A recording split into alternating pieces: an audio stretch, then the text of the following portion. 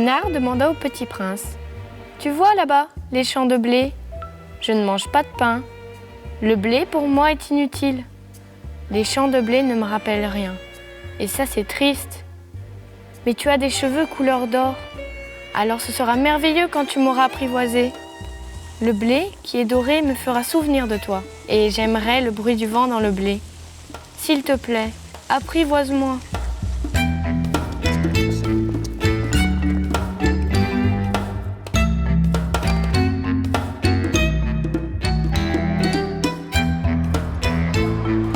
Ils ont construit notre enfance, accompagné nos premiers pas, nos premiers sourires, nos premiers rêves. Ils étaient à peine plus grands que nous, quelquefois plus petits. Dans les années 70, les poneys Shetland faisaient leur entrée dans les clubs hippiques sous l'impulsion des haras nationaux et d'un passionné, Jacques Turgis, fondateur du premier poney club de France.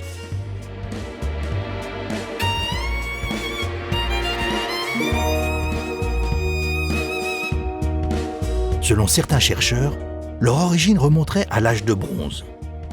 Au Moyen-Âge, ils auraient été croisés sur les îles Shetland avec des poneys norvégiens lors des nombreux échanges commerciaux entre les deux pays. Quelques siècles plus tard, lorsqu'en Angleterre, ils remplacèrent le travail des enfants dans les galeries trop étroites des mines, leur robustesse, leur courage, leur caractère séduisirent les lords. Ils devinrent ainsi les compagnons privilégiés de leurs enfants.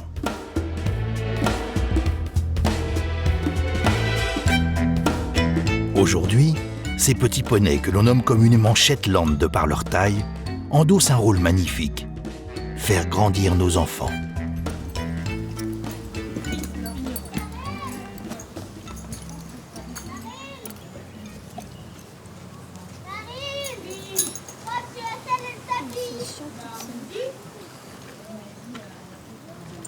Allez, rappelle comment on fait ? Voilà. Après, qu'est-ce qu'on doit mettre ? C'est quoi ça ? On les passe où ? Bah vas-y. Allez, vas-y. Ah oui, tu veux venir avec moi en bas ou tu vas rentrer là maman ? Le poney, ça les calme, ça... Ils pourraient pas vivre sans le poney, quoi. Même à l'école, hein, ils en parlent, ils viennent, ils me disent « Ah, ma Marine, j'ai raconté ça à ma maîtresse. » Enfin, c'est super bien, quoi. Ça va ? C'est qui vient te chercher ? C'est maman ou c'est papa ? Maman ? Avec Maxence ? Et je prends ça. Si tu veux. Regarde. Je vais faire ça. Très très Par bien. contre, ça se mange pas.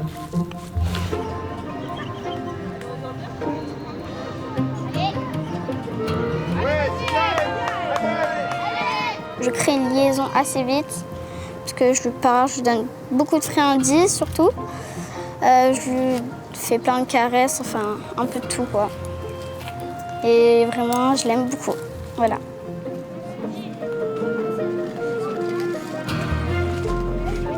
Ceux qui s'occupent de pédagogie pour les enfants et qui travaillent avec les poneys et qui sont vraiment impliqués dans le travail des poneys, ils disent pas les poneys, ils disent les Shetland. Parce qu'ils savent bien que c'est une équitation particulière, un comportement particulier, et qu'on ne les prend pas comme les autres poneys. Et à la fois leur mental, bien sûr le même, quelle que soit la taille de l'animal, hein, c'est comme chez les humains. Et souvent on critique les poneys Shetland parce qu'ils sont mal dressés, mais parce qu'on ne veut pas prendre le temps nécessaire pour le faire, alors que leur psychologie est la même que chez les autres animaux. Donc ça c'est un point important pour avoir des bons poneys, de savoir bien s'en occuper, de savoir bien les dresser. Mais le Shetland c'est quand même une activité à part entière. Et qu'est-ce qui fait que le Shetland et les enfants ça marche ? Ben parce que c'est le compagnon, c'est un copain de jeu.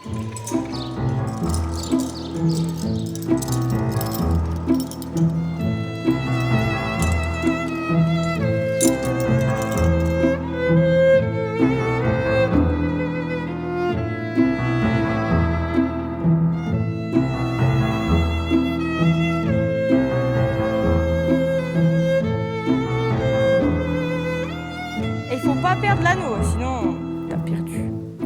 Ok ? Si tu le perds, faut que tu descendes pour le ramasser. On part au trot. Regarde où tu vas.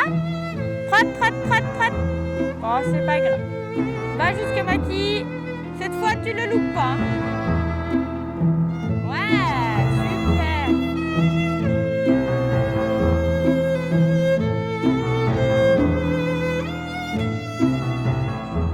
j'adore quoi. C'est le seul mot qui me vient à l'esprit pour décrire ces animaux. Les chevaux, ils peuvent me protéger parce que si on a les liens très forts avec eux, eh bien je pense qu'ils peuvent nous protéger s'ils sentent qu'on est en danger. Je pense que les chevaux sont plus intelligents qu'on ne les croit. Les animaux sont intelligents. Bon, ils peuvent pas résoudre une équation de maths, puisque c'est pas des humains, mais ils ont leur intelligence à eux. Et voilà.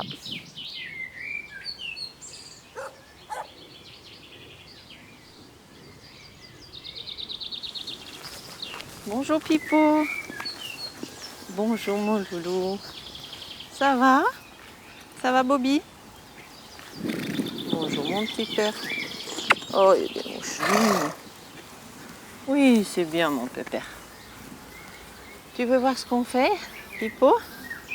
Toi aussi, il faut que tu apprennes. Donne mon Bobby. Oui, c'est bien ça mon bébé, doucement. Oui, c'est bien. C'est vrai que souvent, les gens ont tendance à dire oui, mais ce sont des poneys. Bon. Il y a un petit côté péjoratif parfois, alors que, bon, ils ont du caractère, c'est vrai, mais ils ont la même sensibilité, les mêmes attentes, les mêmes besoins. Et ce sont des chevaux à part entière, un peu plus petits, c'est tout. Ah oui, j'ai mis un chapeau aujourd'hui. Ouais. Oui.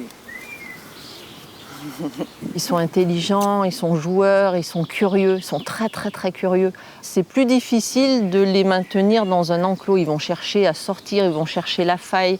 Ils sont vraiment très malins. Et du coup, le travail devient super intéressant parce qu'on arrive vraiment, s'il y a un ballon, on arrive à jouer, on arrive à faire plein de choses avec eux. Ils sont vraiment très intéressés.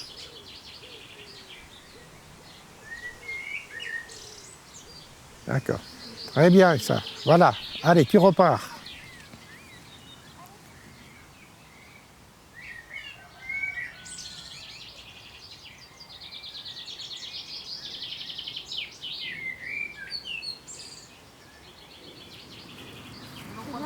Ah, c'est bien.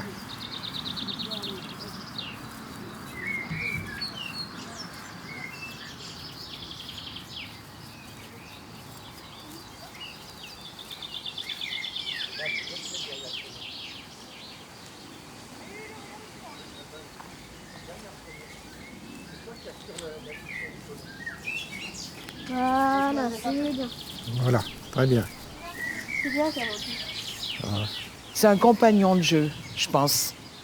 C'est un compagnon, c'est quelque chose qui est vrai, qui est proche d'eux en plus, qui est petit, qui est minuscule, qui est à leur grandeur en plus. C'est une grande histoire et une grande histoire d'amour avec les poneys. Moi, je pense que ça enrichit une ville de s'occuper des poneys. Et surtout, s'occuper des poneys et des enfants. Parce que moi, avec les enfants, j'ai eu fait des choses, je ne sais pas si d'autres moniteurs ou d'autres animateurs l'ont fait. On partait en promenade, on se cachait dans les maïs, avec les poneys, avec les enfants. On avait une complicité et on jouait. Et le poney, il jouait aussi. C'était, bon, je ne dis pas que c'est bien autorisé de se cacher dans les maïs, mais on s'en fout. Mais pas au milieu des grands champs, mais bon. Non, mais c'est vrai que... Et puis, par exemple, on prend les pique-niques ou le goûter. Moi, je pars sur le vélo, les enfants partent en Shetland, on s'arrête dans un petit coin, les poneys, ils broutent autour de nous, les poneys, ils bougent même pas, les enfants mangent leur goûter, et on n'a même pas besoin de tenir les poneys. Les poneys, ils sont là autour de nous. Et on leur donne un petit morceau de pain, un petit mâche. Et les poneys, ils sont avec nous et compagnons de jeu, quoi.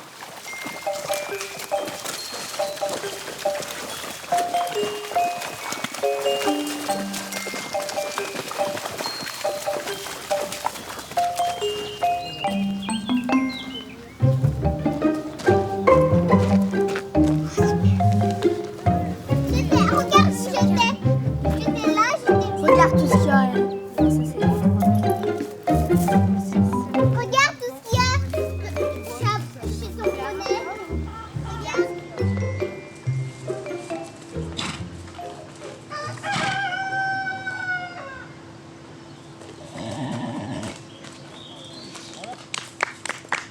On s'est un peu choisis tous les deux, mais je l'ai choisi parce que déjà ça me permettait de garder un contact avec le Shetland que j'adore vu que j'ai commencé dessus. Et du coup, je pense que ça évite de le mettre de côté parce que quand on vieillit, certaines personnes vendent les Shetland. Tandis que, moi, ça m'a permis de garder un contact avec, quoi. Puis comme ça, les petites, elles peuvent comprendre parce que ce poney, elles le montent, du coup, il est travaillé. Du coup, je pense que c'est aussi un moyen de leur transmettre une passion. Le poney, il joue. Tandis qu'avec les chevaux, on a plus envie d'apprendre, de faire des choses plus techniques. Tandis qu'avec le poney, on s'amuse à jouer, on est plus dans le jeu, quoi.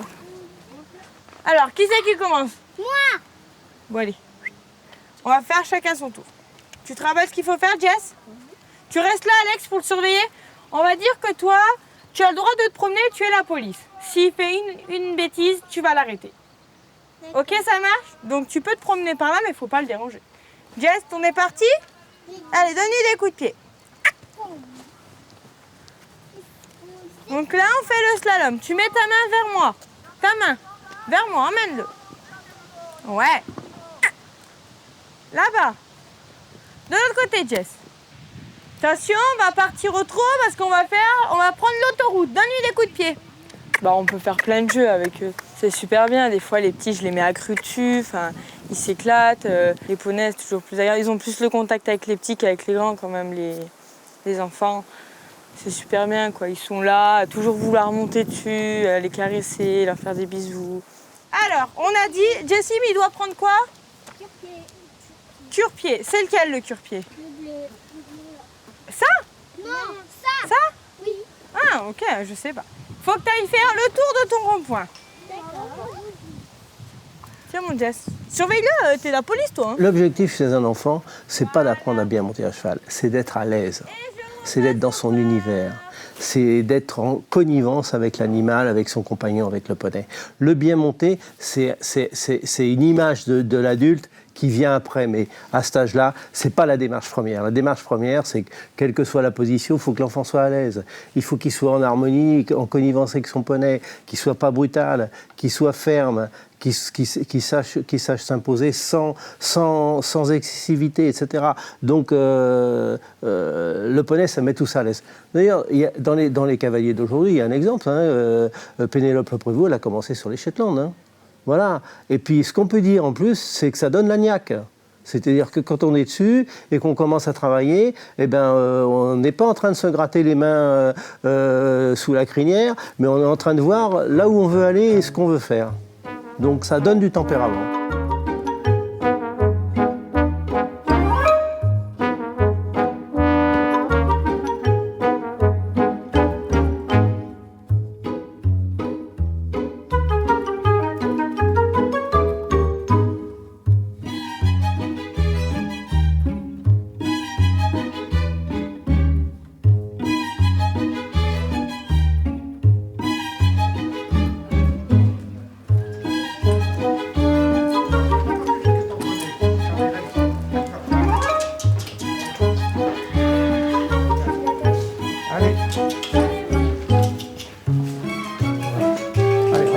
Sécurité et on attache les icônes.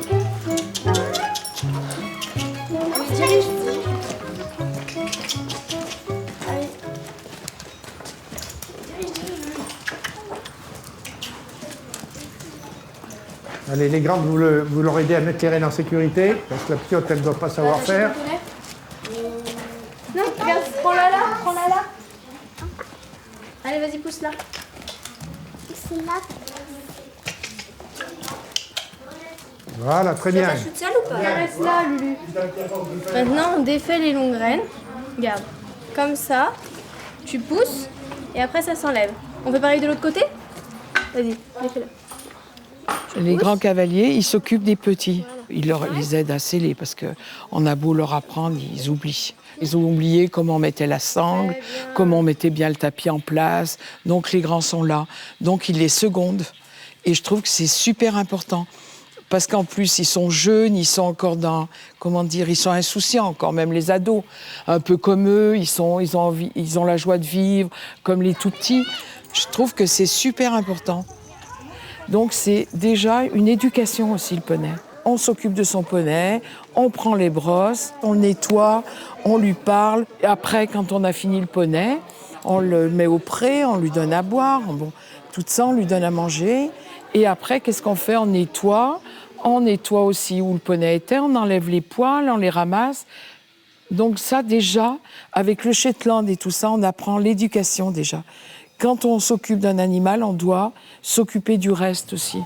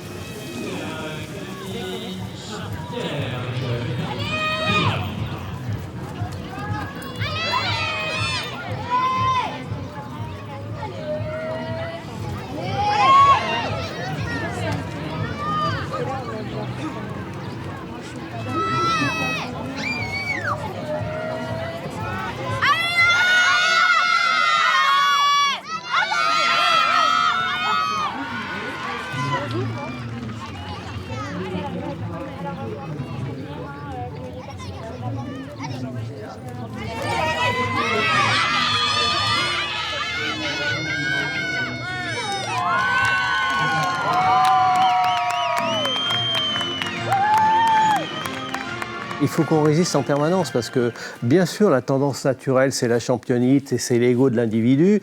Et tout le monde nous demande, mais on voudrait des championnats individuels de CSO en Shetland, etc. Non, notre rôle, c'est justement de façonner les enfants ensemble, qui travaillent dans le collectif et qui travaillent ensemble. Et puis un moniteur qui éduque des enfants, il ne peut pas en éduquer un.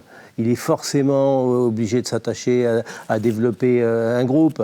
Donc c'est pour ça que toutes les compétitions de la fédération sur les poneys Shetland sont par équipe et on y tient beaucoup. Et on amène les clubs à mieux développer leur offre vis-à-vis des enfants avec les poneys Shetland. Mais il y a beaucoup de résistance encore, hein, parce que tout le monde s'imagine le champion du monde sur son cheval et que les autres n'existent pas. Et puis il faut faire attention, c'est que les compétitions Shetland, les compétitions poney, c'est fait pour les clubs. Si on commence à faire de la compétition individuelle, on va avoir celui qui va acheter le poney le plus cher parce qu'il saute le plus haut pour pouvoir être le premier. Ce n'est pas l'objectif pédagogique qu'on peut mener d'une façon satisfaisante.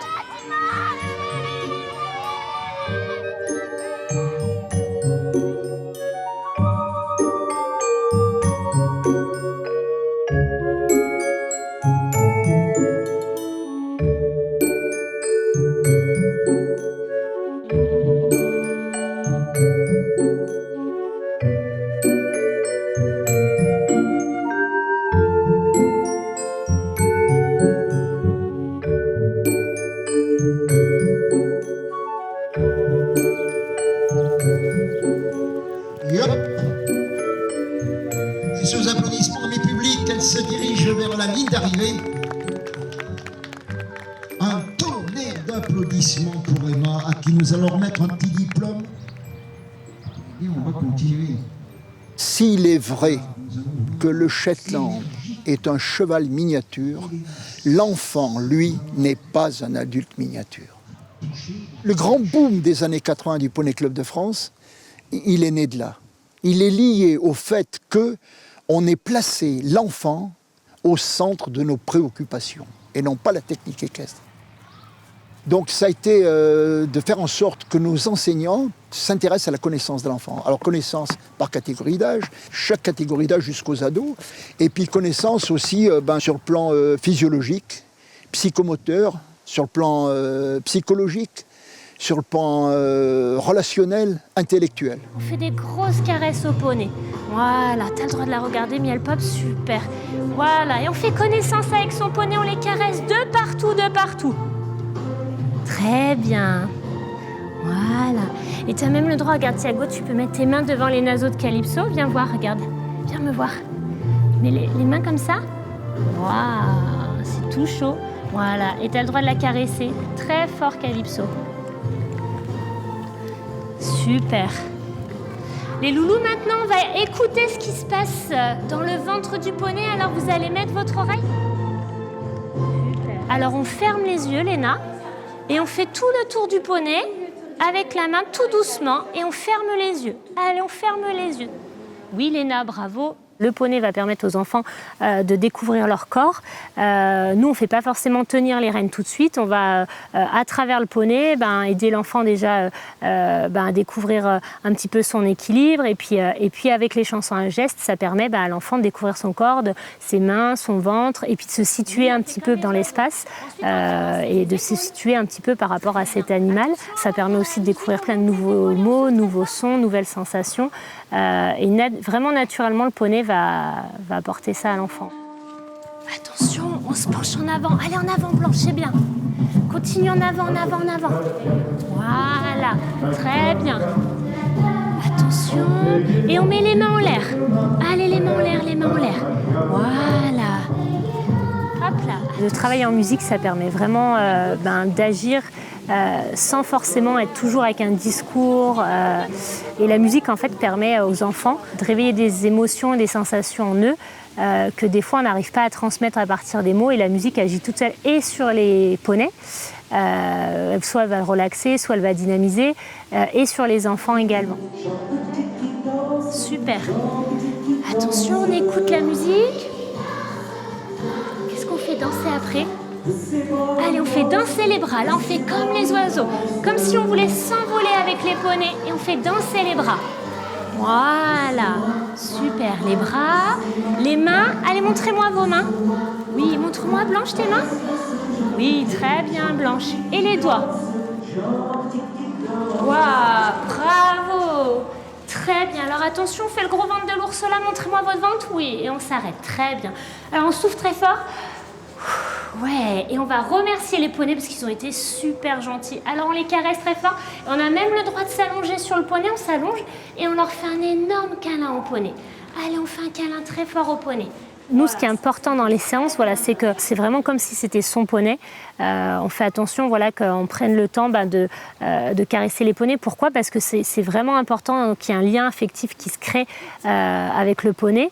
Et puis du coup, ça responsabilise petit à petit les enfants de se dire je m'occupe d'un animal, qu'est-ce que c'est ? C'est pas que monter dessus, c'est être aussi à pied, savoir s'en occuper à pied. Et puis je trouve que plus les enfants vont s'occuper des animaux en général et puis des poneys, plus ça les ouvre aux autres.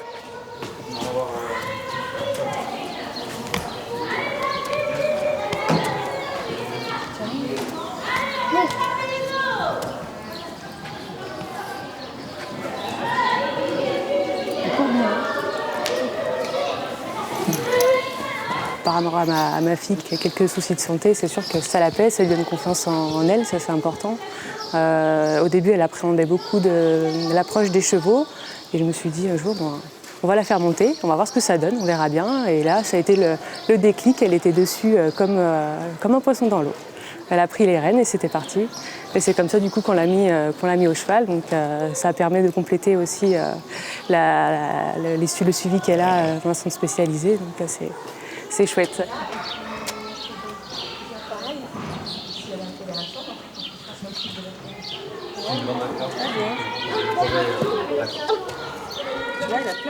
Ça fait partie de l'éducation et de l'équilibre. Le respect de l'animal, on lui fait des caresses, on en prend soin, on monte avec, c'est une équipe. C'est une équipe, c'est pas un jouet. Et voilà, ça c'est important de leur apprendre dès le plus jeune âge. Lui c'est pareil, il commence à avoir le contact avec les poneys, vouloir caresser, donc c'est bien. Il va suivre aussi la famille. Allez, go, c'est parti. En route, mauvaise troupe. C'est important quand il y a peut-être du stress dans la semaine, etc. C'est la fin de la semaine, on vient se poser avec le cheval, un moment détente et de partage. C'est ça qui est important. Yes. On va toucher les oreilles de son poney. Allez, on va toucher les oreilles de son poney. Allez, on se penche en avant, on va toucher les oreilles. Yes. Ouais, presque Axel, très bien. Maintenant, on va toucher la queue de son poney. Nous, en kinésie, on travaille plutôt dans nos cabinets sur des choses qui sont plutôt sans mouvement, sans dynamisme. Et l'enfant, dans la dynamique du poney, va multiplier énormément ses sensations et va travailler quelque chose qui nous, est la sensibilité profonde, ce qu'on appelle. C'est-à-dire le fait de se tenir droit avec un mouvement et un relâchement des bras. Et c'est très compliqué pour un enfant de travailler ça. Et c'est très intéressant parce qu'une fois qu'il aura obtenu des résultats, on peut imaginer qu'effectivement, la construction physique de son corps dans l'espace ou dans la vie de tous les jours sera amplifiée. Et pour nous, c'est un très bon moyen, on va dire. Le poney ou toute forme, en fin de compte, de mouvement pour apprendre l'enfant à travailler sa gestuelle.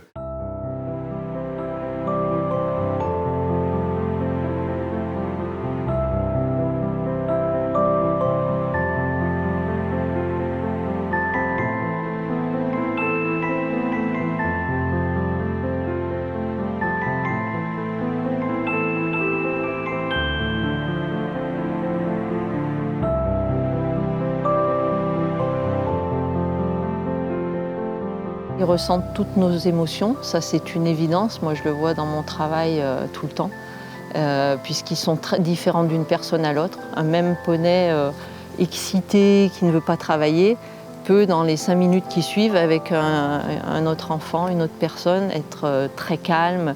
Donc ils sont vraiment dans le ressenti des émotions, ils ressentent vraiment tout ce qu'on est à l'intérieur.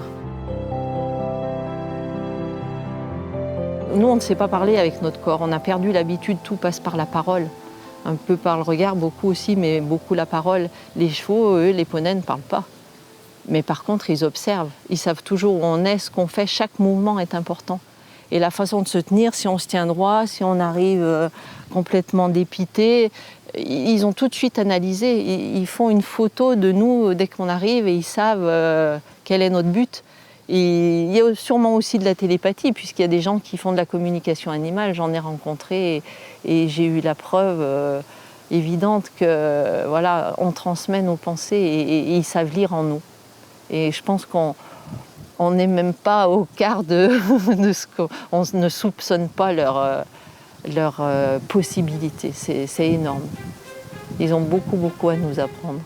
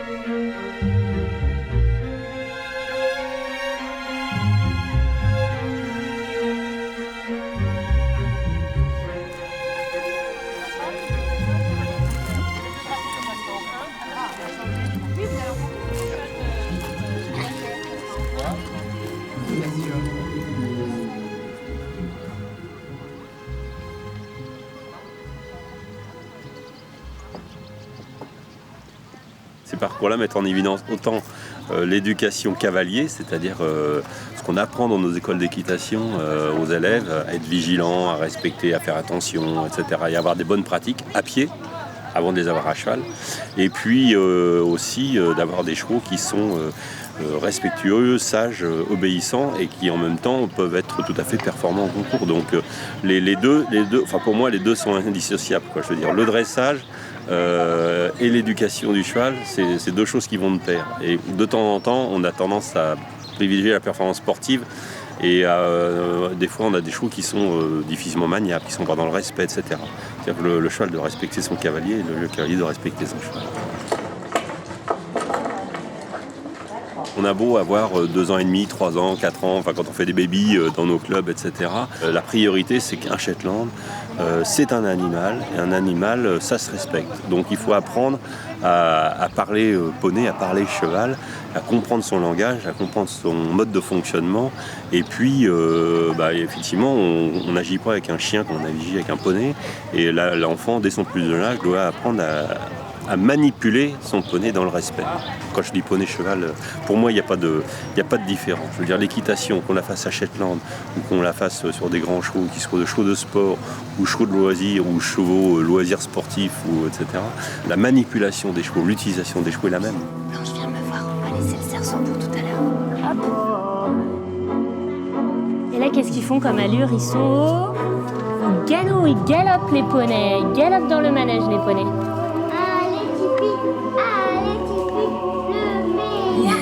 Allez, vous avez le droit de les encourager, hein.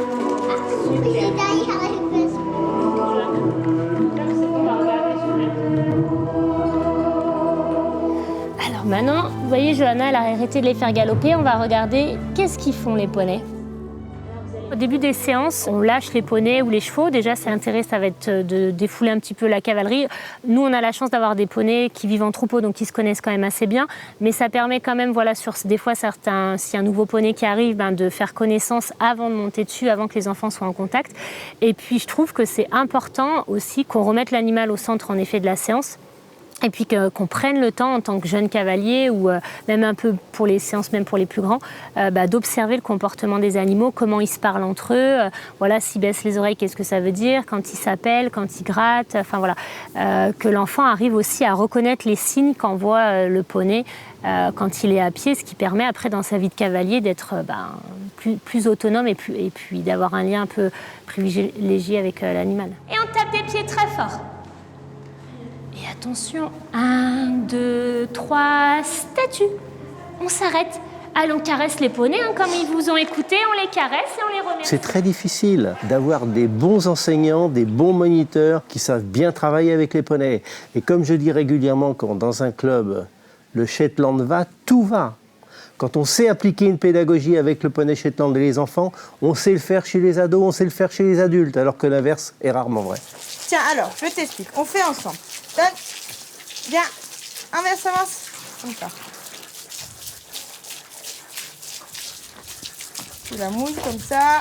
Vas-y, mouille-la, mouille-la. Mouille sur son dos. Son dos, vas-y. Tu fais tout seul. Voilà.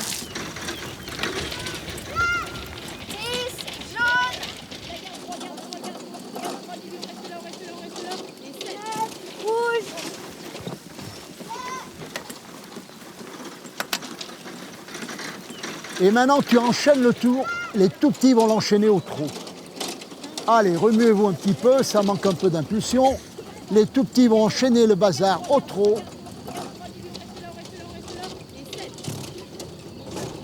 Le poney, c'est l'école de la vie. Ah, c'est l'école de la vie.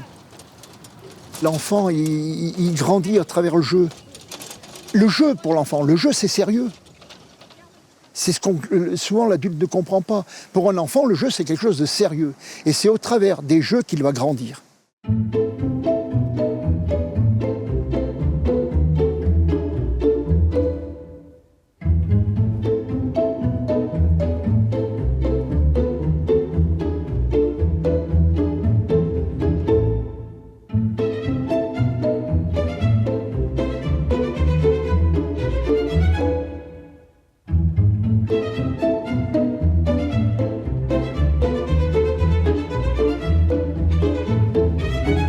Vous savez que pour ne pas renverser les portes, il faut être droit dans la porte 6 mètres avant, 6 mètres après.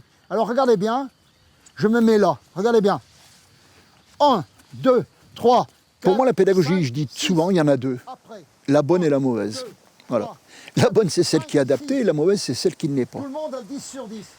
Je n'attends pas des enfants qu'ils m'écoutent. Je n'attends pas d'eux qu'ils m'écoutent. Je préfère qu'ils me posent des questions. Bizarre. Pourquoi? Quand je réponds à leurs questions, ils s'attribuent les réponses. Si je parle, si je réponds à des questions qu'ils n'ont pas eux-mêmes posées, ils ne s'attribuent rien du tout. Alors les gens disent, ils n'écoutent rien, ils ne veulent rien faire. Mais non, non, non, non, non.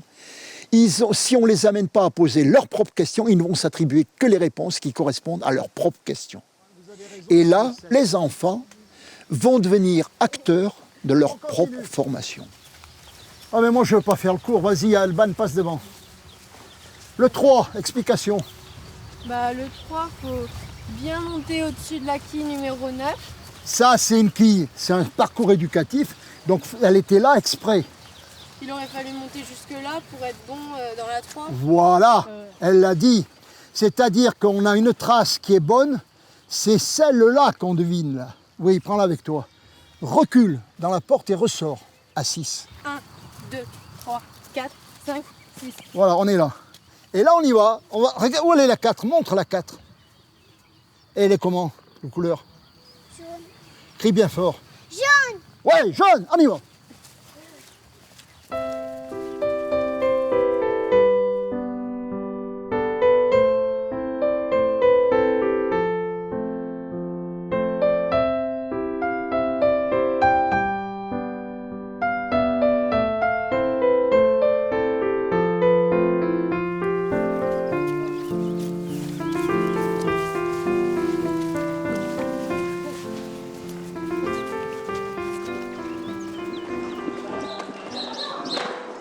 Tenir sur un cheval, c'est plus que de l'équilibre.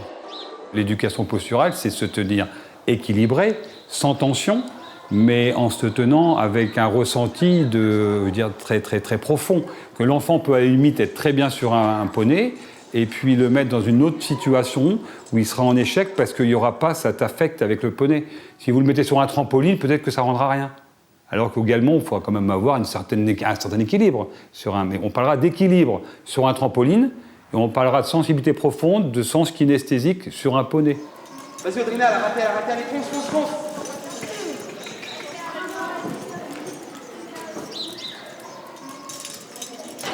Allez, on ramasse.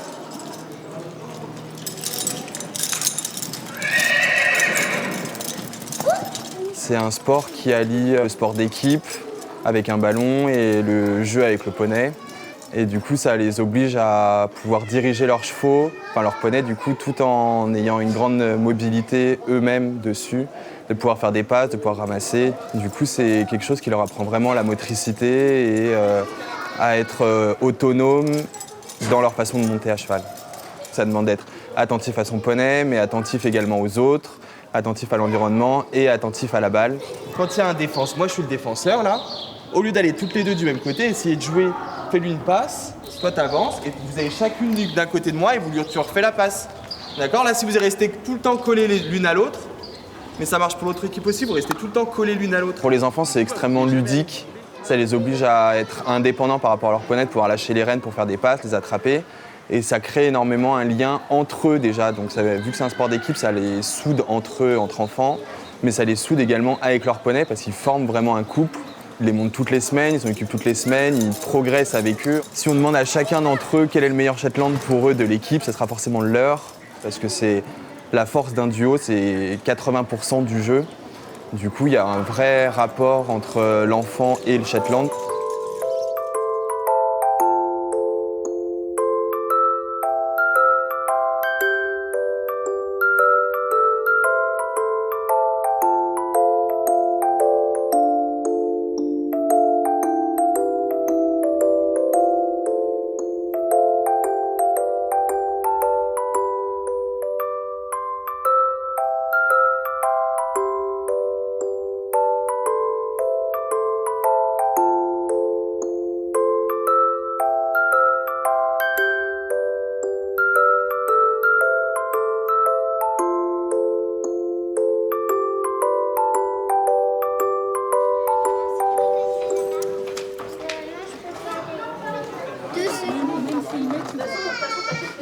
Quand ils viennent au club, ils veulent toujours leur poney. C'est leur poney. C'est pas celui du copain, c'est le leur qu'ils veulent. Qu'ils ont l'habitude de monter, qu'ils ont l'habitude de nettoyer, qu'ils ont l'habitude de nourrir quand on a à leur donner des croûtes, des grains, bon, voilà. Et ça leur aide dans tout. J'ai même des enfants qui ont eu des problèmes de bégaiement et tout ça. On s'en est jamais aperçu, je m'en suis jamais aperçue, parce que quand ils sont au milieu des poneys, ils ont plus de problèmes.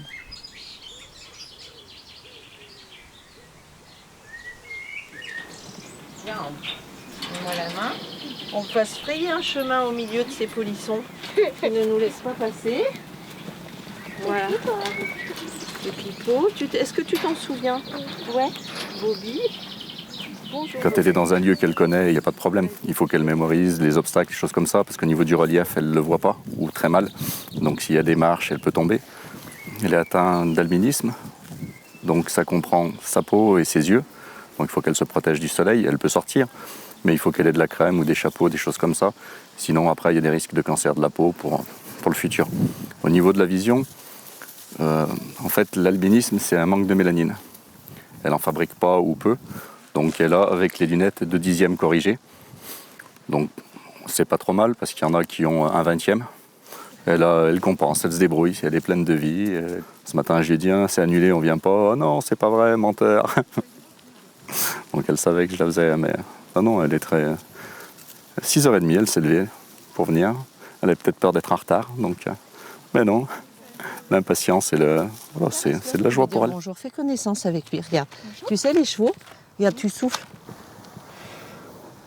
Comme ça, ils se disent bonjour, ils font connaissance comme ça, voilà. Comme ça, ils sentent qui tu es. D'abord, je l'ai brossé pour créer un lien un peu avec lui, puisque avec Elliot, à la première séance, je ne l'ai pas trop approché, j'ai juste fait coucou.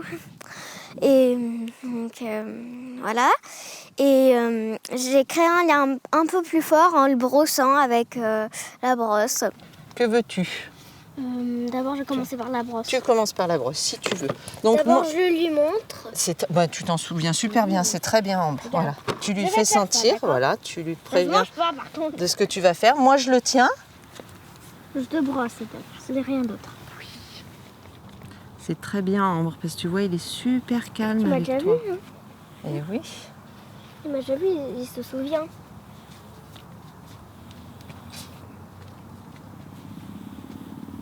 Super.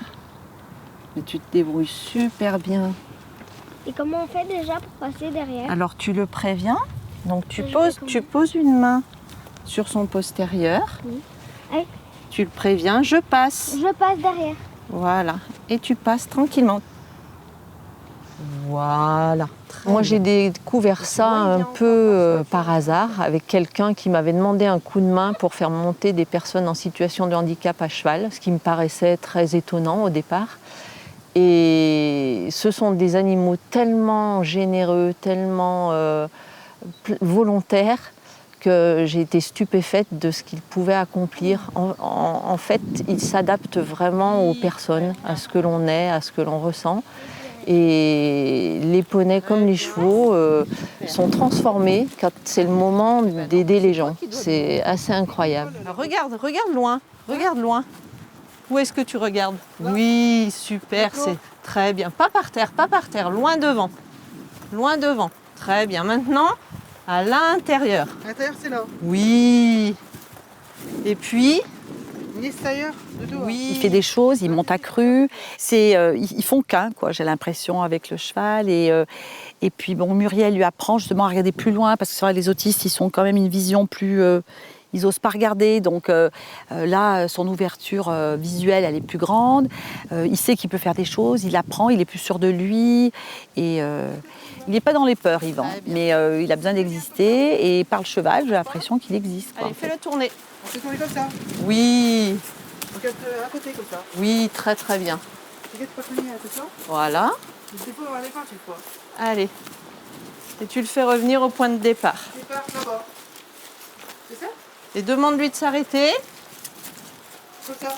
En arrière, en arrière. Oui. Mais t'es top. Bravo. C'est vachement bien. Et qu'est-ce que tu as fait dans le bois ? Tu fais tout le tour. Oui. Tout le tour, on l'a fait. Du bois là-bas. Et puis ? Après, on a fait tourner pareil, tout le long comme ça. Un cercle. Un cercle aussi. Pareil, un cercle aussi. Et qu'est-ce qu'il y avait pour faire un cercle ? Dans le pré, il y avait des plots. Des plots dans le pré. Et dans le bois. Mais il n'y a pas de plot. Non. Comment on a fait pour faire un cercle dans le bois ? On est à côté des arbres. Ouais, bravo, c'est ça. C'est super. Vous voyez, parce que c'est pas facile. J'arrivais. Oui, parce que c'est toi qui le guide, Quick. Quick, mon cheval qui est là-bas, regarde. Quick, il est au fond, regarde. Et oui, il est là. Il reste à côté de moi, tu vois, il est là. Il mange de l'herbe, regarde. Pourquoi il mange de l'herbe ? C'est comme ça, regarde, avec Pauline, ça. Ils t'aiment bien ? Ouais. Ils t'aiment tous, ils viennent tous te voir. Tu vois ?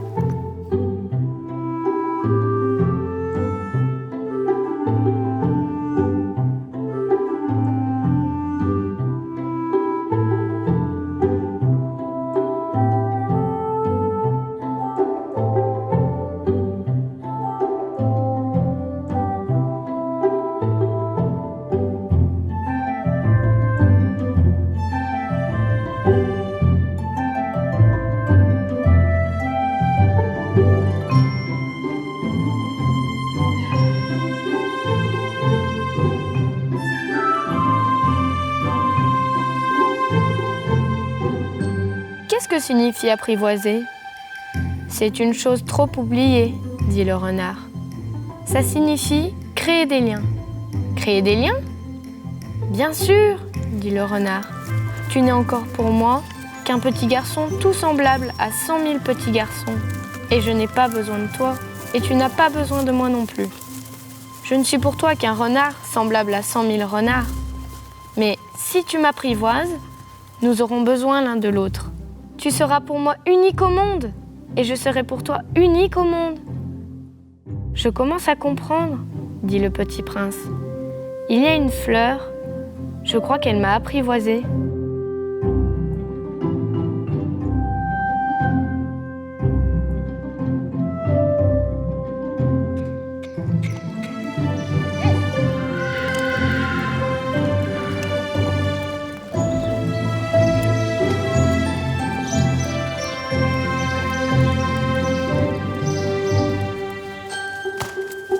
Tous les enfants sont des gens particuliers. Il n'y en a pas un enfant qui ressemble à un autre. Et en plus, ils sont sur des poneys. Et les poneys, il n'y en a pas un non plus qui ressemble à un autre. Donc il faut arrêter de s'appuyer que sur des généralités. Un enfant c'est précieux, ça mérite toute notre attention. Plus que toute notre attention, ça mérite que les autres aussi, que l'ensemble du groupe ait de l'attention pour lui.